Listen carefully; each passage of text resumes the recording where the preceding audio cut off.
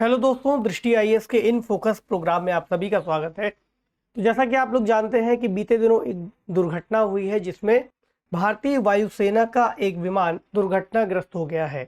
इस विमान का नाम है MiG-21 यानी MiG-21 और आगे एक वेरिएंट भी है इसका। अभी हम आज के इस डिस्कशन पर इस पर चर्चा करेंगे। आज का जो टॉपिक है वह है फिर क्रैश हुआ फ्लाइंग कॉफिन कहा जाने वाला MiG-21 विमान। तो यहाँ पर एक शब्द की चर्चा और सुनाई पड़ी कि इसको फ्लाइंग कॉफिन भी कहते हैं। आप लोगों ने इस शब्द को पहले भी कई बार सुना होगा। तो फ्लाइंग कॉफिन नाम MiG-21 जो MiG-21 के नाम से जाना जाता है विमान भारतीय वायुसेना का, इसके लिए ही इसका उपयोग करते हैं। तो ये शब्द अपने आप में बहुत खतरनाक सा सुनाई पड़ने वाला शब्द है, फ्लाइंग कॉफिन यानी उड़ता हुआ ताबूत। ऐसा क्यों कहते हैं, क्यों इस विमान के साथ इस नाम को जोड़ दिया गया है, या फिर कुछ और नाम जैसे कि विडो मेकर एक शब्द है, विधवा बनाने वाला एक विमान। इस तरह के कुछ ऐसे नाम इस विमान के साथ जोड़ दिए गए हैं जो सुनने में ही बहुत ज़्यादा खतरनाक टाइप के लगते हैं। तो दुर्घटना कैसे हुई, क्या हुआ, इससे जुड़ी खबर को अगर हम देखें तो इस खबर में बताया गया है another MiG-21 crash, India fleet past accident and future phase out. तो पुराने जो भी दुर्घटनाएं हैं और भविष्य की जो स्थितियां हैं उसके हिसाब से इसको देखना होगा। यहाँ भारतीय रक्षा मंत्री श्री राजनाथ सिंह जी ने भी इस दुर्घटना पर खेद व्यक्त किया है। और चूंकि दुर्घटना भारतीय वायुसेना के विमान से जुड़ी हुई है, इसलिए ये बात निश्चित तौर पर हम समझ सकते हैं कि इस विमान में जो लोग शामिल रहे होंगे वे भारतीय वायुसेना से ही जुड़े होंगे। अधिकारी हो सकते हैं, कोई कर्मचारी हो सकते हैं। तो सिंपल सी बात है कि अधिकारी वर्ग ही, चूँकि भारतीय वायुसेना में जो प्लेन उड़ाने वाली श्रेणियां हैं वे अधिकारी वर्ग की ही हैं, उनसे ही जुड़ी हुई हैं। इसलिए दुर्घटना में जब भी कोई कैजुअलिटी या फिर मौत होती है तो उसमें एक अधिकारी भी, भारत का एक सिपाही भी शहीद होता है। ठीक, ये कुछ विजुअल्स हैं जो शेयर किए गए थे जब प्लेन गिरा राजस्थान के बाड़मेर वाले इलाके में और उसमें आग लग गई। उसके बाद दोनों ही जो उसमें सवार थे उनकी मृत्यु हो गई। प्लेन क्यों उड़ाया जा रहा था, इस सभी पर हम बात करेंगे। इस दुर्घटना को थोड़ा और डीप में इसका एनालिसिस समझेंगे, कुछ प्रमुख बिंदुओं को जानेंगे। क्या कारण रहे इस दुर्घटना के, क्यों ऐसा देखा गया, क्या कोई कारण निकल करके भी आया है या फिर जांच चल रही है। MiG-21 जो प्लेन है इसका क्या इतिहास है, इसको अभी हमने जैसे कहा ना कि फ्लाइंग कॉफिन कहते हैं, ऐसा क्यों कहते हैं ये भी देखेंगे। भारत के पास MiG-21 विमान है वो कहाँ से आया, उसके बाद अभी कितने मौजूद हैं, कब तक हम उसको रखने वाले हैं, इसके कौन कौन से संस्करण रहे, और एक निष्कर्ष को देखेंगे पूरे टॉपिक से जुड़ा हुआ क्या हो सकता है, और एक सवाल प्रीलिम्स के स्तर पर सॉल्व करने का आप प्रयास करेंगे। ठीक है, यह विषय GS पेपर 3 के अंतर्गत सुरक्षा और प्रौद्योगिकी दोनों से ही जुड़ा हुआ है। माफ़ कीजिएगा, आज गला बहुत ज़्यादा साफ नहीं है, इसलिए थोड़ी सी अगर आपको कठिनाई हो तो उस बात को मैनेज कीजिएगा। हम आगे बढ़ते हैं टॉपिक पर। तो MiG-21 बाइसन इस वेरिएंट का नाम है जो दुर्घटनाग्रस्त हुआ है, और मिग सीरीज का इस वक्त का जो एडवांस वर्जन कहा जाता है वो ये विमान था। ठीक, ये इसका एक तरह से ट्रेनर संस्करण था जिसमें जो भारतीय वायुसेना से संबंधित अधिकारी होते हैं उनको ट्रेनिंग दी जाती है। इसलिए इसमें 2 लोगों के बैठने की व्यवस्था की गई है, और इसमें जो 2 ऑफिसर्स तैनात थे उनका नाम था फ्लाइट लेफ्टिनेंट आदित्य बल और विंग कमांडर M राणा।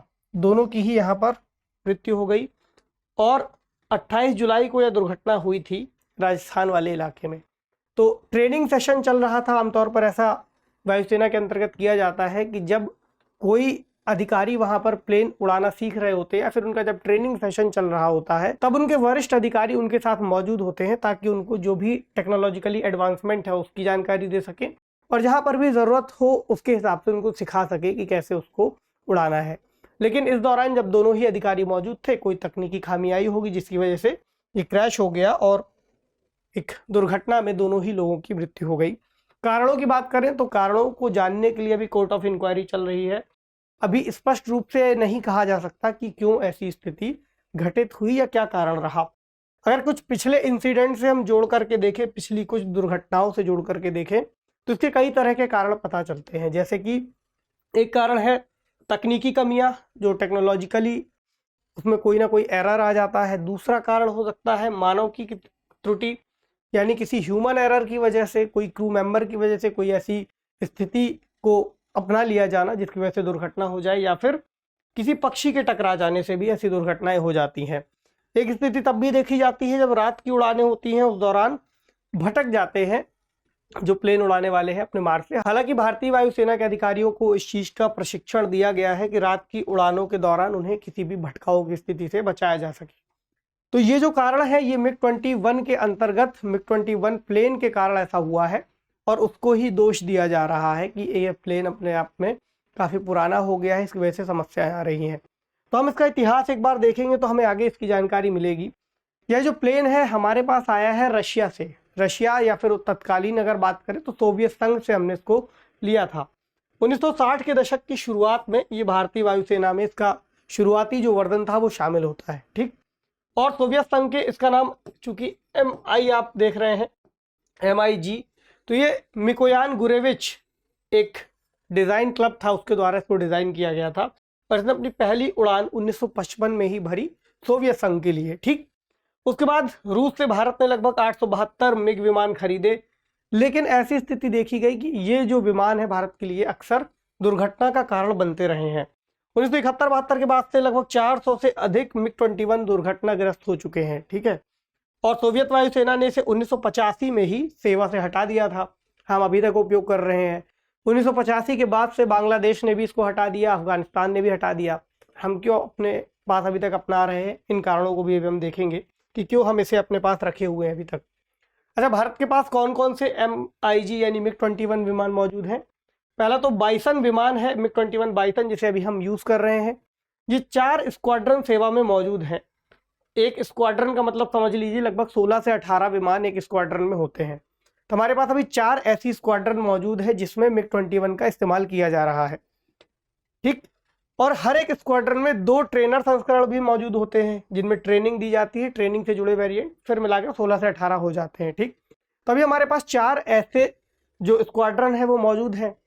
सवाल ये है कि जब इस विमान को लेकर कितनी समस्या हो रही तो हम अभी तक इसको क्यों रखे हुए हैं? तो ऐसा नहीं है कि सरकार इस बात पर ध्यान नहीं दे रही, सरकार ने इनको चरणबद्ध तरीके से रिटायर करने का फैसला लिया है। अभी श्रीनगर में नंबर 51 स्क्वाड्रन जो मौजूद है उसको इसी साल 30 सितंबर तक एक तरीके से सेवानिवृत्त करा दिया जाएगा, ठीक। इसके अलावा जो बाकी के 3 स्क्वाड्रन हैं उनको साल दर साल अलग अलग करके 2025 तक वो भी सेवा मुक्त हो जाएंगे। अब जब ये प्लेन हट जाएंगे, हमारे पास जो डिफेंस की क्षमता मौजूद है, फाइटर प्लेन्स की क्षमता मौजूद है, तो फिर एक वैकेंट आ जाएगा, एक खाली स्थान आ जाएगा।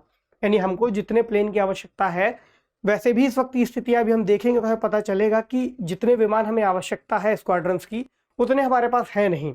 ऊपर से ये भी हट जाएंगे तो दिक्कत आएगी। तो प्लान है कि इनको हल्के लड़ाकू विमान, जिसे हम LCA कहते हैं, लाइट कॉम्बैट एयरक्राफ्ट, तेजस से रिप्लेस कर दिया जाए, ठीक है। देखते हैं अभी इसको। अभी जो हम बात कर रहे थे MiG-21 बाइसन की, इसको 1976 से शामिल किया गया था भारतीय वायुसेना में। इसके पहले इसके जो संस्करण हैं MiG-21 FL और MiG-21 BIS का इस्तेमाल पहले किया जा रहा था, लेकिन ये वाले जो वेरिएंट है रिटायर हो चुके हैं। अभी बाइसन वाला चल रहा है, लेकिन बाइसन वाले को भी सरकार का प्लान है कि 2025 तक इसको एक एक करके चरणबद्ध तरीके से हटा देंगे। अब एक जो शब्द का इस्तेमाल किया गया है फ्लाइंग कॉफिन या फिर विडो मेकर, ऐसा क्यों कहते हैं? तो MiG-21 विमान के लिए ऐसा कहते हैं, जैसा आपको पता है। तो भारतीय वायुसेना के लड़ाकू विमानों के बेड़े की रीढ़ की हड्डी इसको माना जाता रहा है अभी तक, क्योंकि MiG-21 ने बहुत ज़्यादा भारत को मदद की थी। खासकर अगर हम 1971 का युद्ध देखें, कारगिल युद्ध देखें, तो इन सभी युद्धों के दौरान भारत ने MiG-21 का बहुत ज़्यादा इस्तेमाल किया है। मतलब एक ऐसी स्थिति आ गई थी जब भारत को चीन और पाकिस्तान को काउंटर करने के लिए कोई प्लेन की आवश्यकता थी, तब भारत ने रूस से इस सौदे को किया और इसको खरीदा। चूंकि बहुत सस्ता मिल रहा था उस समय बाकी जो विमान है उनकी तुलना में, रूस ने इसको लेकर के बहुत ज़्यादा, सोवियत संघ ने अगर हम कहें, बहुत ज़्यादा सहूलियतें भी दी, ठीक। उसके बाद लाइसेंस लेकर इसके घरेलू निर्माण को भी मंजूरी दे दी गई। तो इस वजह से इसका इस्तेमाल अभी तक भारत में बहुत ज़्यादा किया जा रहा था, ठीक है। लेकिन दिक्कत था भाई, जब दुर्घटनाओं की संख्या जो है इसकी श्रेणी के जो प्लेन है उनमें बहुत ज़्यादा देखने को मिलने लगी, ठीक है। लगभग जो भी इसके सुरक्षा से जुड़े मानक हैं, उसके जो रिकॉर्ड्स हैं, वो बहुत ज़्यादा ख़राब बताए जाने लगे कि जो इसके सुरक्षा मानक अपने आप में सही नहीं है। ऐसी वजह इसलिए भी आती थी क्योंकि MiG-21 को लेकर के इससे जो पार्ट्स थे वो कई बार नहीं मिल पाते थे। जो पुराने पार्ट्स हैं उनको ही रिपेयर करके इसमें लगाना पड़ता था, ठीक। इसके अलावा इसमें 170 से अधिक जो है पायलट जो रहे होंगे भारतीय वायुसेना के, उनकी मौत हो चुकी है। ठीक, 2010 से अगर हम अब तक देखें तो 20 से ज़्यादा विमान दुर्घटनाग्रस्त हो चुके हैं, और 2003 से 2013 तक का 10 वर्षों का अगर आंकड़ा देखें तो 38 विमान इस दौरान ही केवल दुर्घटनाग्रस्त हुए हैं। ठीक, और दुर्घटनाओं की उच्च दर की वजह से इसको कहते हैं फ्लाइंग कॉफिन या फिर विडो मेकर, जो कि अपने आप में बहुत अच्छे शब्द नहीं माने जाएंगे, और किसी भी विमान को ऐसी उपाधि देना उसकी उपयोगिता पर ही प्रश्न चिन्ह खड़ा करता है। यानी एक जो परसेप्शन बन गया है वो इस बात को लेकर के बन गया है कि इसी प्लेन में सबसे ज़्यादा दुर्घटनाएं हो रही हैं। हालांकि इसकी कुछ अलग वजहें भी हैं, उन पर भी अभी हम आते हैं कि ऐसा क्यों है कि इस पर ही दुर्घटनाएं हो रही हैं। क्योंकि अगर हम इसका वर्तमान उपयोग जब समझेंगे तब हमें पता चलेगा कि दुर्घटनाएं इसमें क्यों ज़्यादा दिखाई दे रही हैं या फिर हो भी रही हैं तो क्यों। पहली बात तो यह है कि हमारे पास जो लड़ाकू विमान हैं जितने होने चाहिए थे उतनी संख्या में मौजूद नहीं है। इस वजह से एक लंबे समय तक MiG-21 विमानों का इस्तेमाल किया जाता रहा। ठीक, इसके अलावा जो बहुभूमिका वाले प्लेन हो सकते हैं हमारे पास, उनकी कमी है और उनको शामिल करने में भी अभी तक देरी हुई है, जिसकी वजह से जो अतिरिक्त भार है, अब क्या करेंगे जब कोई अटैक हो जाएगा भारत पर, तब हमारे पास जो मौजूद होगा उसका इस्तेमाल किया जाएगा, या फिर जब भी स्थितियां ऐसी बनेंगी तब भी MiG-21 जैसे विमान अगर मौजूद होंगे तो हमें उनका इस्तेमाल करना पड़ेगा, अन्यथा फिर कोई विकल्प नहीं बचेगा। तो MiG-21 पर अतिरिक्त भार इसकी वजह से दिखाई देता है। ऐसा नहीं कि केवल जो रूस से ही खरीदे थे वे ही दुर्घटनाग्रस्त हो रहे हैं, उसके बाद जो भारत ने भी अपने स्तर पर इनका निर्माण किया वो भी दुर्घटनाग्रस्त हुए हैं। ठीक, हमें 126 जेट की अनुमानित आवश्यकता थी, मतलब एक अधिकारी ने ऐसा बताया है कि हमें 126 जेट चाहिए थे, लेकिन हमारे पास जो राफेल आए तो 36 राफेल ही हमारे पास उपलब्ध हुए। अभी भी बहुत बड़ी संख्या में हमारे पास कमी है। ठीक, इसके अलावा जो हल्के लड़ाकू विमान, जैसे अभी हम तेजस की बात कर रहे थे, उसका जो प्रोग्राम है वो अपने समय से लेट चल रहा है। जिस समय तक भारतीय वायुसेना को इसकी आवश्यकता थी उस समय तक इसकी जो डिलीवरी है वो दिए जाने की बात नहीं हो पा रही है। ठीक, इसके अलावा सुखोई 30 जो हमारे पास प्लेन है, वैसे लड़ाकू विमान में सेवा क्षमता से जुड़े मुद्दे हैं, उसकी भी सर्विस की जो क्वालिटी है, सर्विस की एफिशिएंसी है, उसको लेकर के सवाल खड़े किए जा रहे हैं। हमारे पास कौन कौन से प्लेन हो सकते हैं, जैसे सुखोई Su-30 MKI, जिसका निर्माण हिंदुस्तान एरोनॉटिक्स लिमिटेड द्वारा किया जा रहा है, और सितंबर 2002 से ही ये विमान भारतीय वायुसेना के पास है। इसके अलावा राफेल का नाम आप लोगों ने सुना ही है, फाइटर प्लेन, जिसको डसॉल्ट एविएशन द्वारा इसका निर्माण किया जा रहा है और फ्रांस से हम इसे ले रहे हैं। ठीक है, उसके अलावा मिराज 2000 जो कि मल्टी रोल फाइटर प्लेन है, इसको भी डसॉल्ट एविएशन द्वारा विकसित किया गया है, जुलाई 1984 से है भारत के पास। ठीक, अब बात आ रही है हाल यानी हिंदुस्तान एरोनॉटिक्स लिमिटेड द्वारा निर्मित तेजस की। तो तेजस को आने वाले समय में भारत सरकार द्वारा ऐसा समझौता हिंदुस्तान एरोनॉटिक्स लिमिटेड द्वारा किया जा चुका है, जिसमें आने वाले समय में कई सारे तेजस विमान भारतीय वायुसेना को दिए जाने हैं। तो बड़ी समस्या यही थी कि हमारे पास चूंकि उपयोग के लिए कोई और प्लेन मौजूद है ही नहीं, इतने ज़्यादा फाइटर प्लेन, इसलिए जो निर्भरता है वो MiG-21 के ऊपर बनी हुई है। अब आते हैं निष्कर्ष पे, इस पूरी बात में क्या निकल करके आया।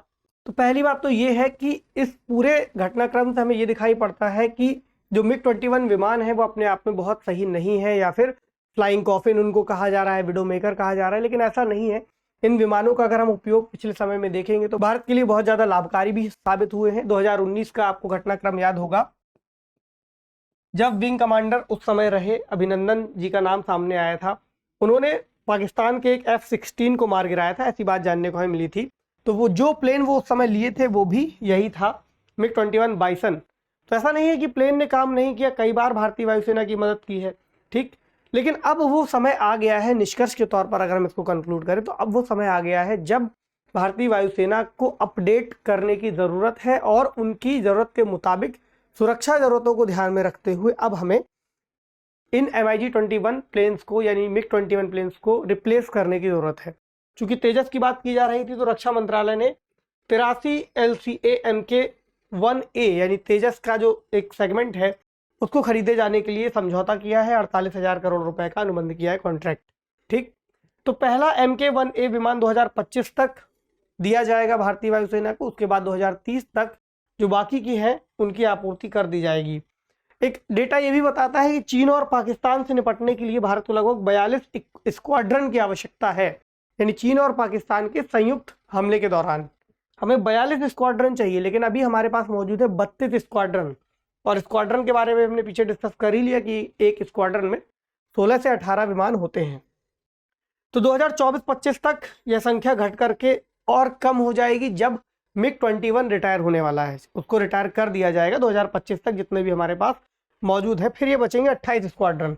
ऐसे में बहुत ज़्यादा आवश्यकता है कि अब हम तेजस या फिर कुछ और विमानों को भारतीय वायुसेना में शामिल करें, क्योंकि अगर हम इनको आयात करते हैं फ्रांस जैसे किसी देश से, यानी कि राफेल जैसे कोई विमान, तो अपने आप में उनकी लागत बहुत ज़्यादा आती है। ऐसे में बात आती है घरेलू निर्माण की, स्वदेशी निर्माण की, तो इसको भी बढ़ावा दिया जाना बहुत ज़्यादा आवश्यक होगा। तभी हम इस तरह की दुर्घटनाओं से बच सकेंगे और आने वाले समय में जो सुरक्षा आवश्यकताएं हैं उनको हम पूरी कर सकेंगे और भारतीय वायुसेना का उसमें उपयोग देख सकेंगे। क्योंकि किसी भी अधिकारी की या फिर किसी भी सैनिक की मृत्यु होना अपने आप में बहुत दुखद है, देश के लिए भी और सुरक्षा स्थितियों को ध्यान में रखते हुए भी। इसलिए भी जरूरी है कि आने वाले समय में हम तेजस या फिर किसी और प्लेन को अपना लें भारतीय वायुसेना में। ठीक, इसी के साथ इस टॉपिक को कंक्लूड करेंगे और देखते हैं आज के लिए एक सवाल क्या है। सवाल है, हिंदुस्तान एरोनॉटिक्स लिमिटेड द्वारा तैयार किए जा रहे तेजस विमान की अधिकतम गति क्या है?